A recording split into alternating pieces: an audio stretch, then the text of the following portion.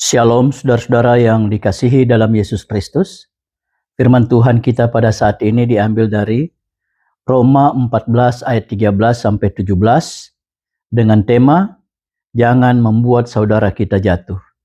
Saudara-saudara yang dikasihi dalam Yesus Kristus, untuk lebih memahami agar kita jangan jadi batu sandungan ataupun kita membuat orang lain jatuh atau berdosa, maka firman Tuhan ini akan mengantar kita untuk lebih memahami apa yang harus kita lakukan. Memang harus kita lihat dulu dalam konteks apa yang terjadi di jemaat Roma, khususnya dalam firman Tuhan kita.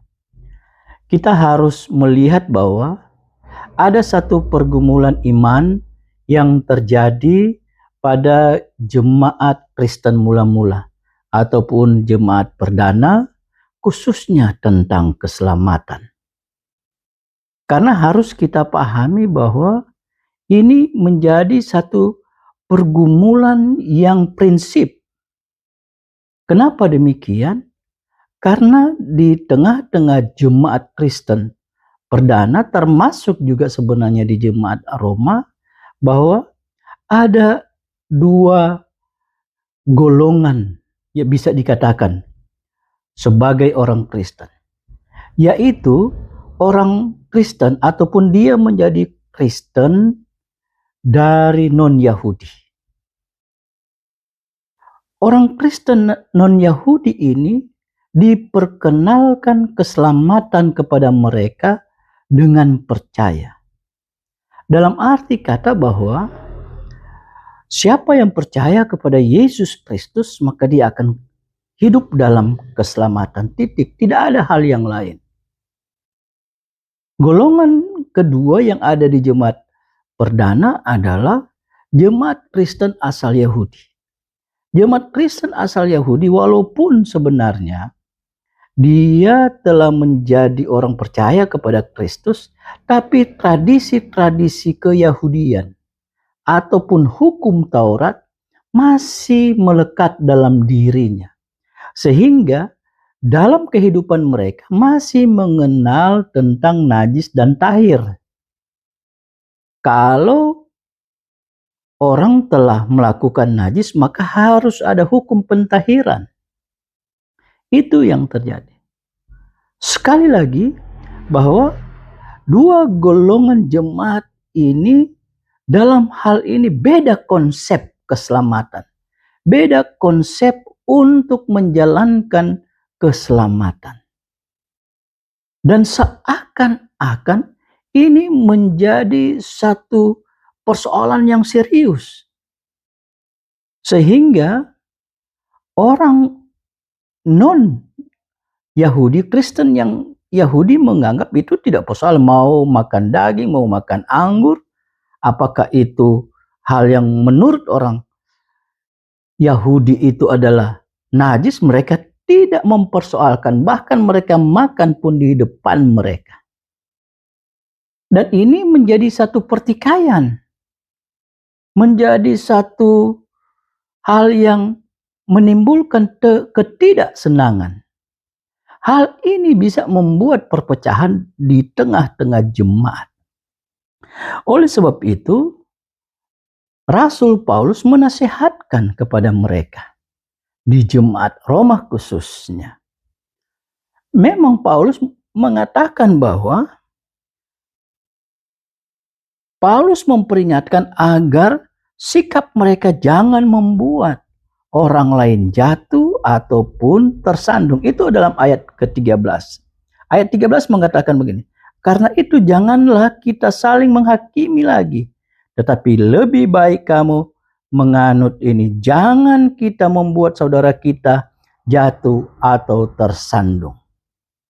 Itu satu nasihat yang cukup berwibawa yang dilakukan oleh Rasul Paulus kepada khususnya orang-orang Kristen non-Yahudi yang menganggap bahwa kebebasan mereka itu itu berdasarkan pemberian dari Yesus Kristus karena hidup dalam keselamatan. Tidak ada lagi pantangan-pantangan yang lain. Tapi justru itu diingatkan kepada mereka. Karena memang benar bahwa keselamatan itu bukan ditentukan oleh makan dan minum.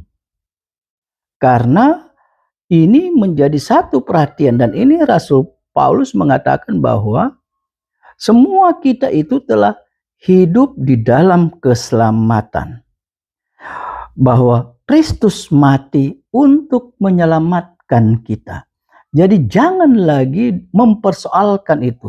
Bahkan lebih tegas lagi, Paulus mengatakan dalam ayat 17, sebab kerajaan Allah bukanlah soal makan dan minum, tetapi soal kebenaran, damai sejahtera, dan sukacita oleh Roh Kudus.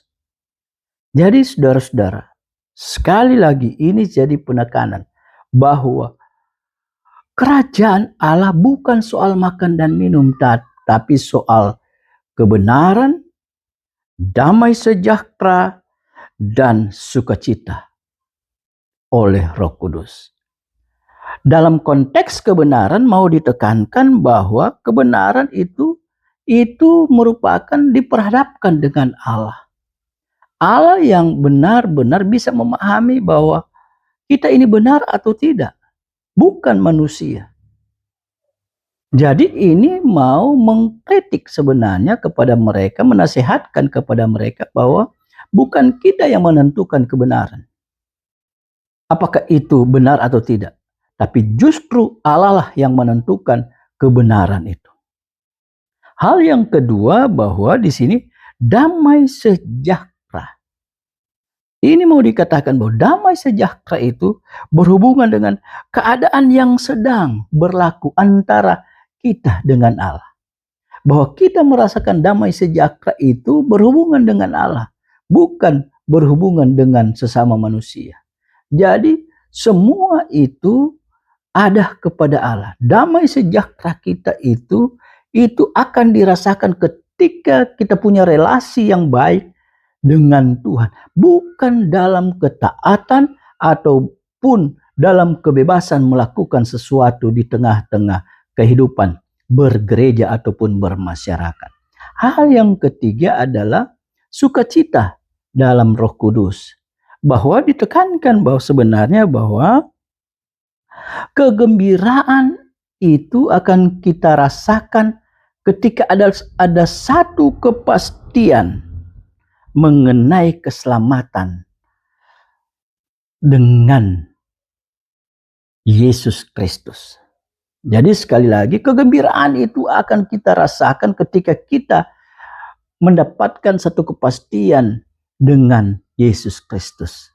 Jadi bukan sukacita menjalankan semau kita saja, seenak-enak kita saja, tapi dalam Roh Kudus kita hidup dalam sukacita dengan Yesus Kristus. Itu menjadi penekanan.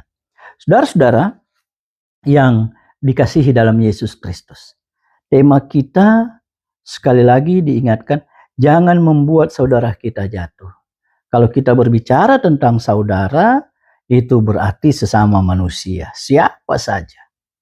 Kalau kita berbicara saudara, kita harus melihat bahwa itu adalah ciptaan Tuhan. Maka kita harus menjadi satu perhatian bahwa jangan membuat saudara kita jatuh. Oleh sebab itu, kita harus berintrospeksi diri dalam kehidupan kita. Dan jangan membuat diri kita menjadi rintangan, halangan bagi orang lain. Karena ego dan kesombongan kita. Dan kita melihat orang lain rendah, orang lain sepele, orang lain bisa diperintah semau kita saja. Kita menyusahkan orang lain. Kita memberikan orang lain hal-hal yang tidak bisa dilakukan oleh orang lain, baik lewat perkataan maupun lewat perbuatan, kita meremehkan orang lain. Itu jangan kita lakukan. Itu membuat orang lain jatuh dan tersandung. Hal berikut yang harus kita perhatikan bahwa orang lain bisa berdosa karena kita. Jangan kita lakukan itu. Dalam arti kata bahwa jangan kita mengajak, jangan kita melakukan satu perbuatan untuk menjelek-jelekan orang. Kita mengajak, kita membuat orang lain masuk dalam kelompok kita dan menjelek-jelekkan orang lain, meremehkan orang lain, dan membuat orang lain membenci terhadap orang lain. Jangan. Akhirnya kita membuat orang lain tersandung ataupun jatuh. Tersandung ataupun jatuh ini punya pengertian bahwa orang lain juga berdosa sehingga mereka dihukum oleh Tuhan. Itu yang harus kita lihat. Harus kita ingat dalam eksistensi kita sebagai manusia bahwa di hadapan Tuhan kita itu sama. Karena kita diselamatkan oleh Yesus Kristus dalam kematiannya di kayu salib. Oleh sebab itu yang harus kita lakukan, kita harus saling menghargai, kita harus saling menghormati, saling menopang satu dengan yang lain, sehingga kita bersama-sama tetap hidup dalam keselamatan dan dalam persekutuan bersama yang harmonis antara kita dengan sesama dan kita dengan Tuhan. Demikianlah firman Tuhan, Tuhan memberkati kita.